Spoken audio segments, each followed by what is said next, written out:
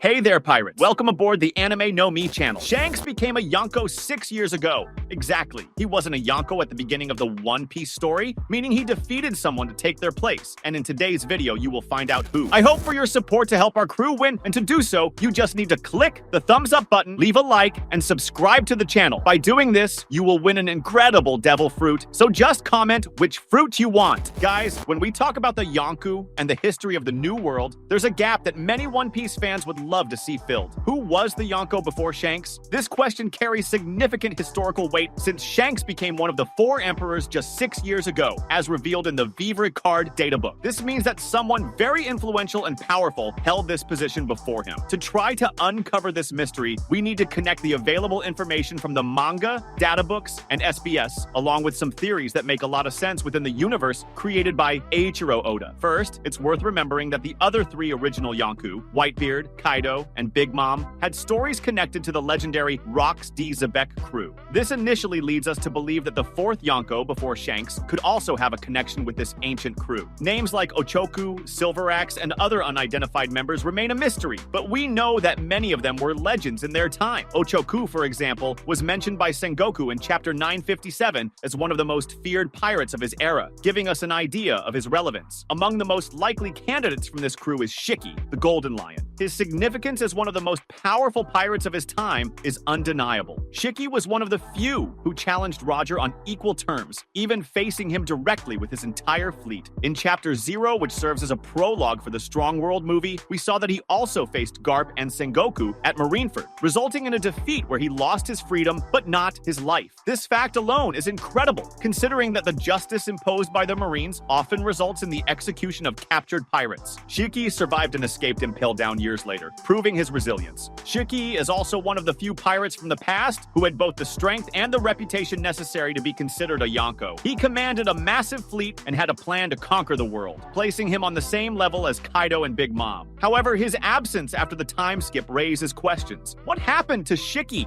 While he wasn't directly mentioned as a Yonko, it's plausible that he held this position before Shanks. His downfall may have been due to a direct confrontation with Shanks, or perhaps because of some other event not yet explored in the manga. Another name that emerges as a candidate is Loki, the Prince of Giants. Loki is a mysterious figure with tenuous but intriguing connections to Shanks. He has a bounty of nearly 3 billion berries, an amount that places him on the same level as great pirates like Blackbeard. Additionally, his capture and imprisonment on Elbaf Island occurred 6 years ago, precisely coinciding with the time Shanks became a Yonko. This temporal correlation is at least curious and suggests that Shanks may have played a role in his downfall. Loki also carries a dark history, having taken his own father's life to steal his devil fruit. This act shows not only his cruelty, but also his ambition. He is also known to proclaim himself the sun god and declare his intention to destroy the world, which directly opposes Shanks' ideals, who seeks to maintain balance in the New World. If Shanks was indeed responsible for defeating and capturing him, it would explain how he gained enough respect to become a Yonko. Another intriguing possibility is that the Yonko before Shanks wasn't a widely known character in the manga, but rather a figure mentioned subtly. For example, SBS 109 revealed the existence of Hanafuda, a former Shichibukai who was defeated by Ace. This defeat led the world government to try to recruit Ace as a corsair, but he refused, resulting in the selection of Bartolomeo Kuma for the position. Hanafuda could have been such a powerful figure that before his downfall, he held the position of Yonko. His connection with Ace adds an interesting element to the narrative, as it shows how seemingly isolated events can have a larger impact on the overall story. Now, let's go back to the timeline. We know that Shanks met Luffy 12 years ago, and at that time, he wasn't yet a Yonko. According to the Vivre Card, he reached this position only 6 years ago. This means there was a transition period where the New World was in a state of uncertainty. Whoever was the Yonko before Shanks, their downfall must have had a significant impact. The New World is a place where power is constantly challenged, and only the strongest can maintain their positions. Therefore, it's reasonable to assume that the previous Yonko lost their position in a decisive confrontation. There's also the issue of alliances. The Yonkou do not operate alone. They have crews and territories that sustain their power. When Shanks took over as a Yonko, he must have inherited or conquered territories that previously belonged to his predecessor. This would explain how he managed to consolidate his position so quickly. Additionally, his reputation as a former member of Roger's crew already gave him a high status, but he had to prove his worth in battle to be recognized as one of the 4 emperors. If we dive deeper into the origin of the Yonko concept, we realize that it was established as an attempt by the world government to create a symbolic order in the chaos of the New World. But what if the title of Yonko was originally conceived as a strategy to mitigate the fear that the remnants of the Rock's Zebek crew provoked? After all, it is impossible to ignore the lasting impact the Rock's pirates had on the formation of the current One Piece world. After all, it is impossible to ignore the lasting impact the Rock's pirates had on the formation of the current One Piece world. In chapter 957, we discover that Kaido and Big Mom not only survived the collapse of the Rock's pirates, but also emerged as central figures in the New World.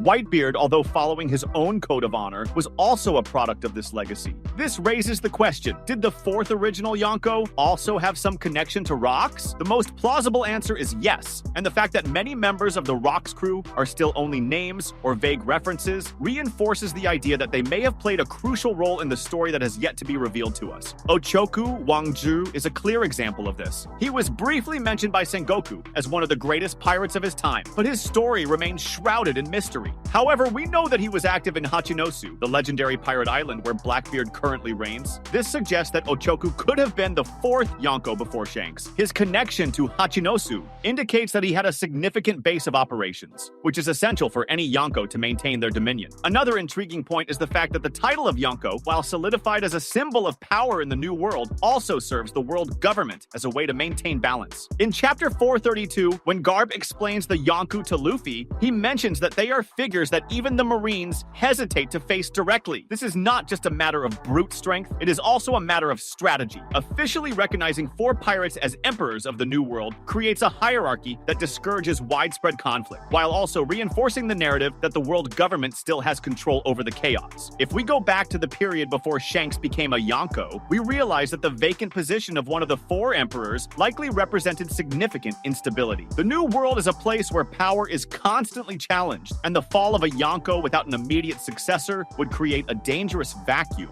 This explains why Shanks not only needed to be strong enough to conquer the position, but also to build alliances and establish territories that would ensure his legitimacy as one of the four pillars of balance in the New World. The Yonko concept also carries an important symbolic function. By establishing centralized figures of power, the world government indirectly and perhaps unconsciously prevents the New World from becoming a total anarchy zone. This is especially relevant if we consider that without the Yonkou, figures like Blackbeard or even Kaido could have caused even greater destruction in their pursuit of domination. The title is not just a recognition of power, it is also a way to contain it. But why has this structure become so important now? A clue may lie in the dissolution of the Shichibukai system, which, as we saw in chapter 956, left the world government in a more vulnerable position. Without the Corsairs to balance the power, the Yonkou became even more influential. This is exemplified by the fact that after the defeat of Kaido and Big Mom, the balance of the pirate world was completely destabilized, with new names like Buggy and Luffy rising to prominent positions. Another relevant point is the relationship between the Yonkou and the legacy of Rock's Zebek. Chapter 957 reveals that the world government did everything they could to erase the existence of Rocks from historical records, but the impact of his crew still echoes today. If we consider that the title of Yonko was created to neutralize the threat posed by former members of Rocks, then it is plausible that the world government always saw the four emperors as a necessary evil. It is better to deal with four centralized figures of power